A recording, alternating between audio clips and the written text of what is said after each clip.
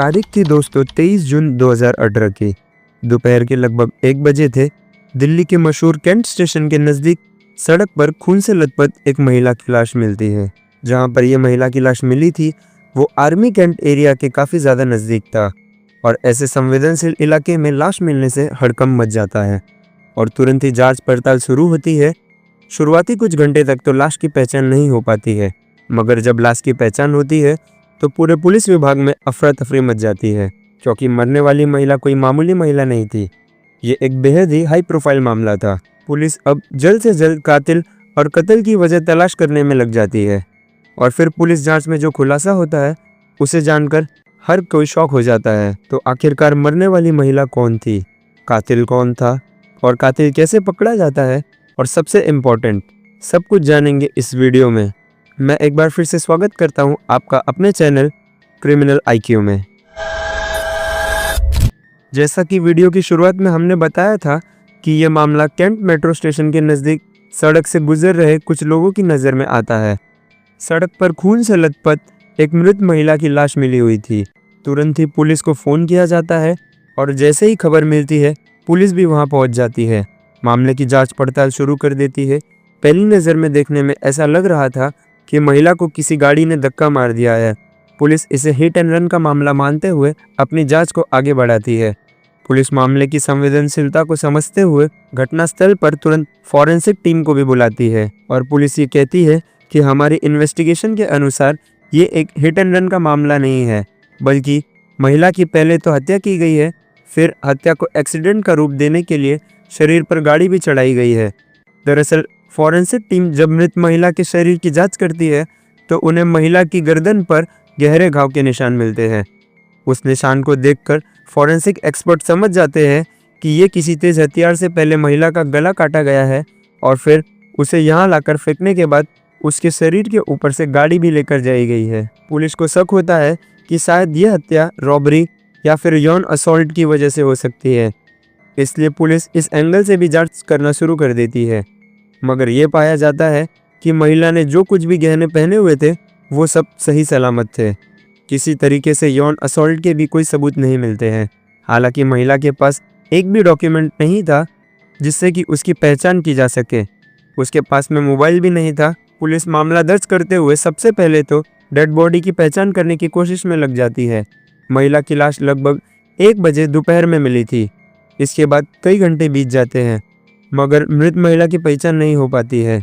दिल्ली के दूसरे इलाके में भी मृत महिला की तस्वीर भेज दी जाती है ताकि जल्द से जल्द इसकी पहचान की जा सके, मगर पुलिस के हाथ खाली ही रहते हैं। अब भी पुलिस हाथ पैर मार रही थी कि शाम के लगभग 4 बजे नारायण नगर पुलिस स्टेशन में एक व्यक्ति आता है और पुलिस वालों को कहता है कि दिन में उसकी पत्नी बाहर निकली थी मगर अभी तक घर नहीं आई है। उसका मोबाइल भी स्विच ऑफ आ रहा है और इस व्यक्ति की बात सुनकर पुलिस वाले भी उस मृत महिला की तस्वीर उसे दिखाते हैं, जो तस्वीर बस थोड़ी देर पहले ही इस थाने में आई थी। उस तस्वीर को देखते ही जो शख्स अपनी पत्नी की गुमशुदगी की शिकायत लेकर आया हुआ था वो घबरा जाता है और कहता है कि ये तो मेरी पत्नी है।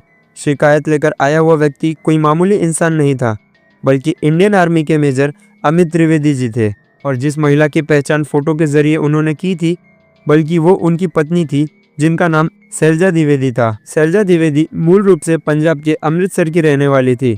इनकी शादी कुछ वर्ष पहले ही अमित द्विवेदी से हुई थी। इनका एक 6 साल का बच्चा भी था।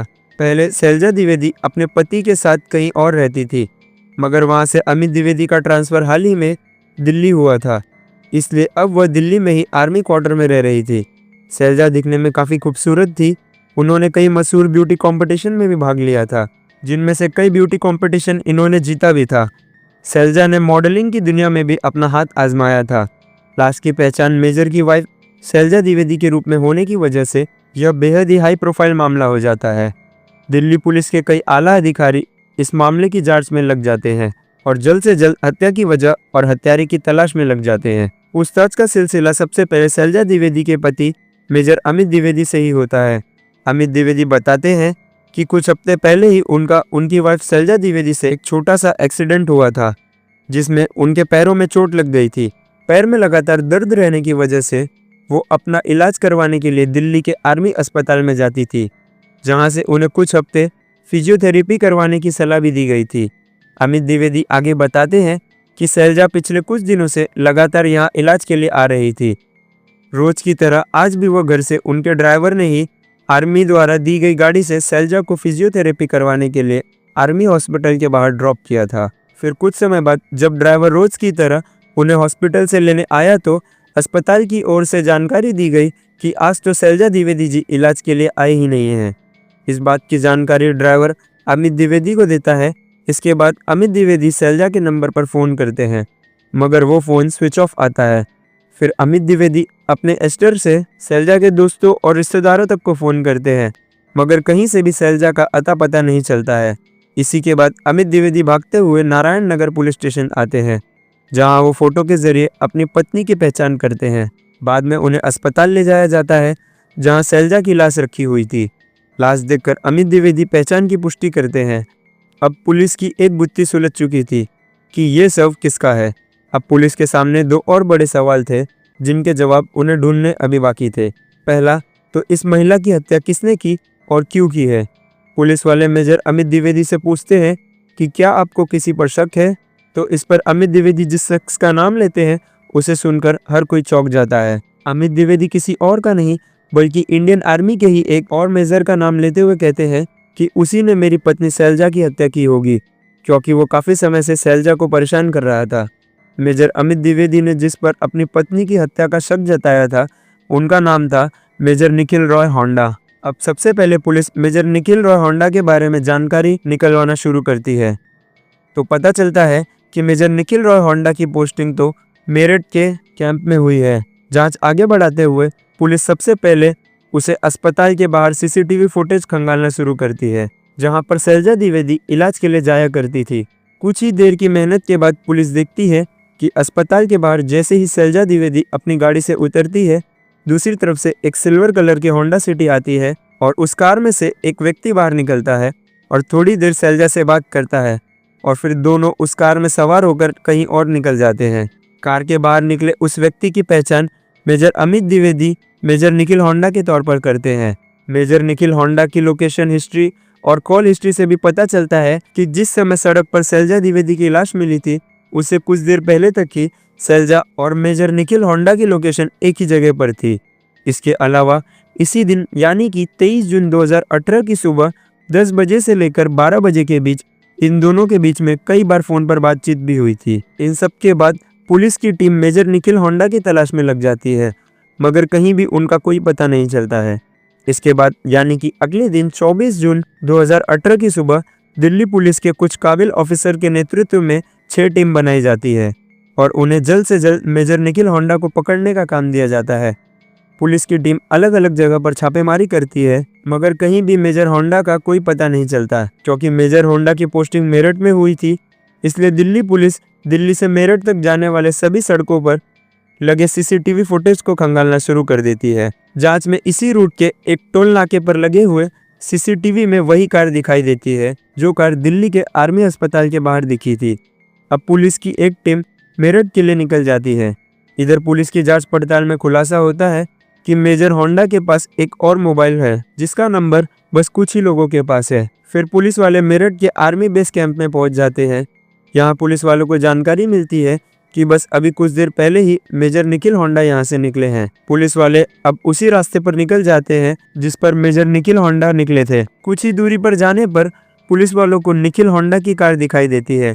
पुलिस वाले पीछा करते हुए उस कार को रोकते हैं और फाइनली मेजर निखिल होंडा को गिरफ्तार कर लिया जाता है। गिरफ्तारी के बाद जरूरी कागजी कार्रवाई पूरी कर लेने के बाद दिल्ली पुलिस निखिल होंडा को लेकर दिल्ली ले आती है और यहाँ पूछताछ का सिलसिला शुरू होता है। इस पूछताछ में जो कुछ भी खुलासा होता है उसके बारे में जानकर हर कोई अंदर से हिल जाता है। पहले तो निखिल होंडा शैलजा की हत्या या उसे पहचान करने से भी इनकार कर देता है, मगर जब पुलिस वाले उसे सबूत दिखाते हैं तो मेजर होंडा धीरे धीरे राज उगलना शुरू कर देते हैं। इन दोनों की मुलाकात तब हुई थी जब मेजर निखिल होंडा की पोस्टिंग नागालैंड के दीमापुर में हुई थी। शैलजा के पति मेजर अमित द्विवेदी की भी पोस्टिंग यहीं पर हुई थी। मेजर निखिल होंडा अकेले रहते थे, जबकि मेजर अमित द्विवेदी अपनी पत्नी शैलजा द्विवेदी और अपने बच्चों के साथ रहते थे। दोनों एक साथ में ही ड्यूटी करने की वजह से दोनों की आपस में दोस्ती हो जाती है। दोस्ती की वजह से एक दिन मेजर निखिल होंडा मेजर अमित द्विवेदी के घर जाते हैं और यहीं पर उनकी मुलाकात पहली बार शैलजा द्विवेदी से होती है।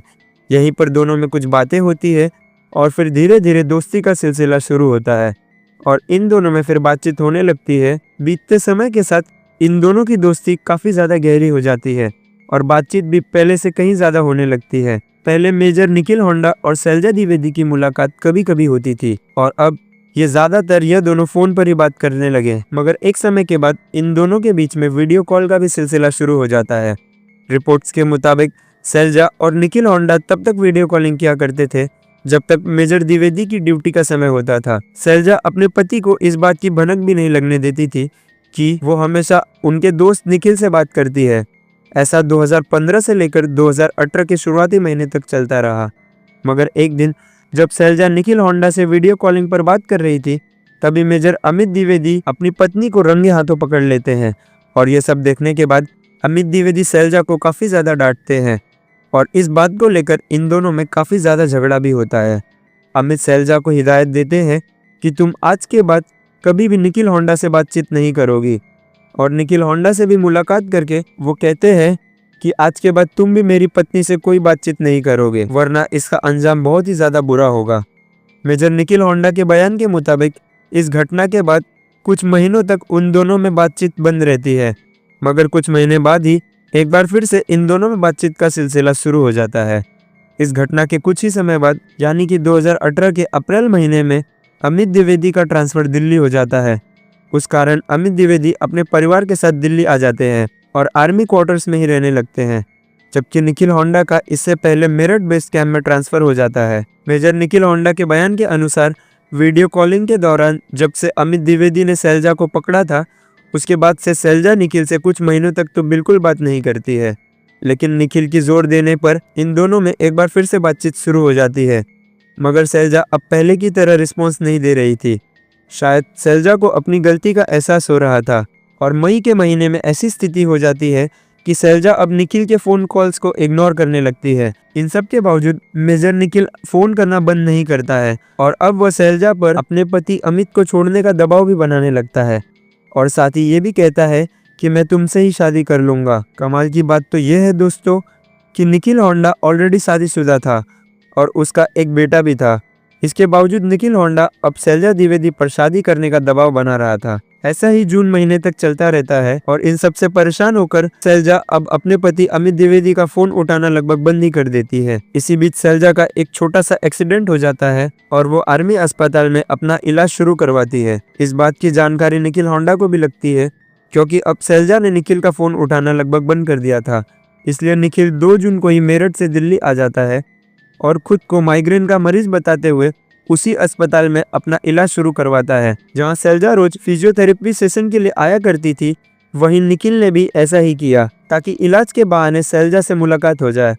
हालांकि उसकी यह चाल काफ़ी ज़्यादा कामयाब नहीं होती है और शैलजा से उसकी मुलाकात भी नहीं हो पाती है। इसलिए इसके बाद निखिल एक गहरी चाल चलता है और अब वह अपने बेटे को मरीज बनाकर अस्पताल में ज़बरदस्ती भर्ती करवा देता है। ऐसा उसने बस इसलिए किया था ताकि अब वो अपने बेटे के इलाज के बहाने अस्पताल में रुक सके और शैलजा से मुलाकात कर सके।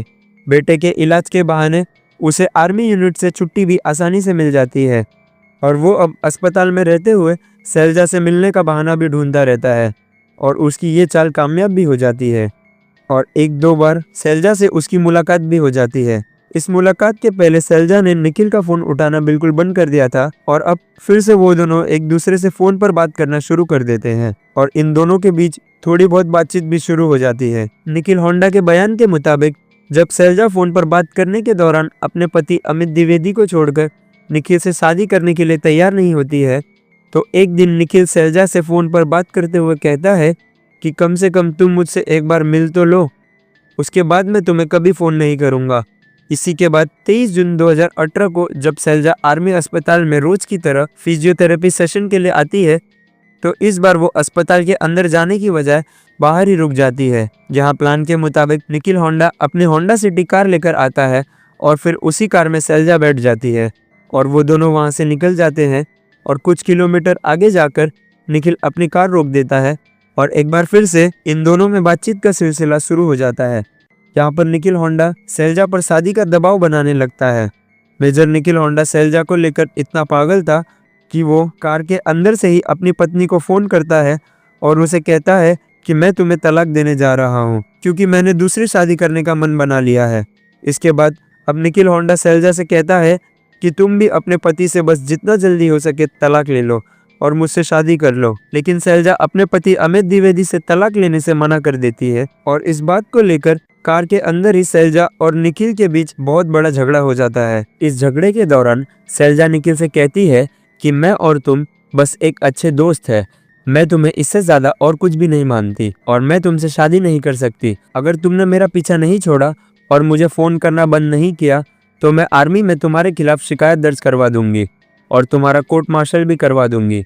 इतना सुनते ही निखिल को गुस्सा आ जाता है और वह जवाब में शैलजा से कहता है कि अगर तुम मेरी नहीं हो सकती तो फिर मैं तुम्हें किसी और की होने भी नहीं दूंगा। बस इसी के बाद वो एक झटके में शैलजा की गर्दन पकड़ लेता है और अगले ही पल अपने हाथ में पकड़े हुए एक चाकू से शैलजा के गर्दन पर वार करना शुरू कर देता है। शैलजा द्विवेदी चाहकर भी निखिल की पकड़ से खुद को आज़ाद नहीं कर पाती है और चाकू की वार की वजह से कार के अंदर ही अपना दम तोड़ देती है।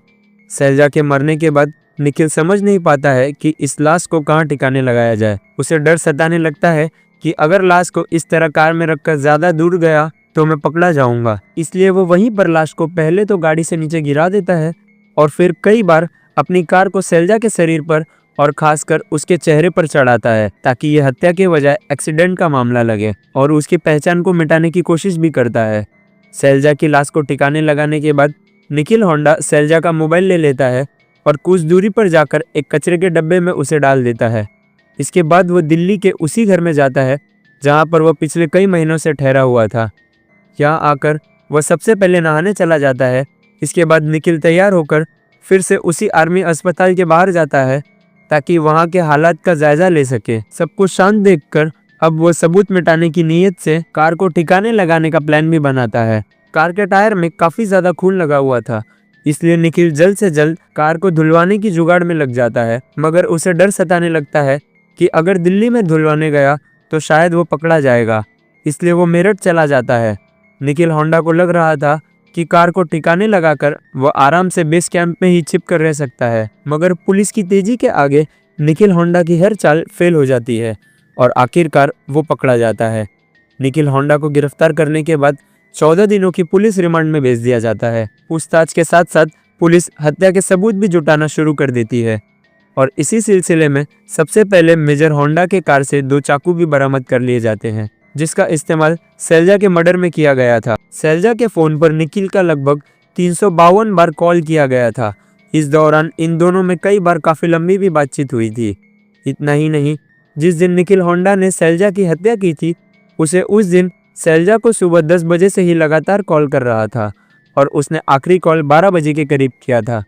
जांच पड़ताल के दौरान पुलिस को कई दिनों तक अधिक प्रयास के बाद भी शैलजा का वो फोन एक कचरे के ढेर में से बरामद हो जाता है, जिसे निखिल ने शैलजा की हत्या करने के बाद चुरा कर फेंक दिया था। निखिल इस हत्या के आवेश में आकर अचानक से की गई हत्या के तौर पर बताता है, मगर पुलिस जब निखिल होंडा के फोन को कब्जे में लेकर जांच पड़ताल शुरू करती है तो पता चलता है कि निखिल होंडा ने इस हत्या वाली रात से ठीक पहले वाली रात इंटरनेट पर कई बार हाउ टू किल समवन लिखकर सर्च भी किया था। इसके अलावा सबूत मिटाने के त्रिकोण के बारे में भी गूगल पर सर्च किया था। निखिल ने यूट्यूब पर भी हत्या के त्रिकोण से जुड़ी हुई कई वीडियो देखी थी। इन सभी सबूतों से पता चलता है कि निखिल ने हत्या का प्लान पहले से ही कर लिया था। शैलजा की नज़र में निखिल उसका बस एक मामूली सा दोस्त था, मगर निखिल होंडा इस दोस्ती को प्यार समझने लगता है। और वैसे ही एक तरफ निखिल होंडा शैलजा से प्यार का दावा करता था, दूसरी तरफ पुलिस जांच पड़ताल करती है तो खुलासा होता है कि Nikhil Honda 2 mobile phone use करता था। एक मोबाइल में उसने अपने असली नाम और पहचान के साथ फेसबुक अकाउंट भी बनाया हुआ था, जबकि दूसरे मोबाइल का इस्तेमाल वो एक फर्जी फेसबुक आईडी चलाने के लिए करता था। उस आईडी में निखिल ने खुद को दिल्ली का एक बड़ा बिजनेसमैन भी बताया था। वह उस आईडी के जरिए लड़कियों को फंसाता था, यहाँ तक कि जिस दिन उसने शैलजा की हत्या की थी उस समय तक भी वह 2 लड़कियों से लगातार संपर्क में था और हत्या वाली रात उसने काफी देर रात तक उन लड़कियों से बातचीत भी की थी। फिलहाल निखिल होंडा सलाखों के पीछे है और अपने किए हुए कर्मों की सजा भुगत रहा है। वैसे अब तक कोर्ट में इस मामले में कोई भी फैसला नहीं आया है और अब भी इस केस पर सुनवाई चल रही है। वैसे मैं जानना चाहता हूँ दोस्तों कि आपके अनुसार इस हत्या के लिए निखिल होंडा को क्या सजा मिलनी चाहिए। कमेंट बॉक्स में ज़रूर बताएं। और अगर आपको हमारी ये मेहनत पसंद आई है तो इस वीडियो को लाइक करके चैनल को सब्सक्राइब करना ना भूलें और इस वीडियो को शेयर भी करें। इसी के साथ मिलते हैं अगले वीडियो में। तब तक अपना खास ख्याल रखिए। धन्यवाद। नमस्कार। जय हिंद।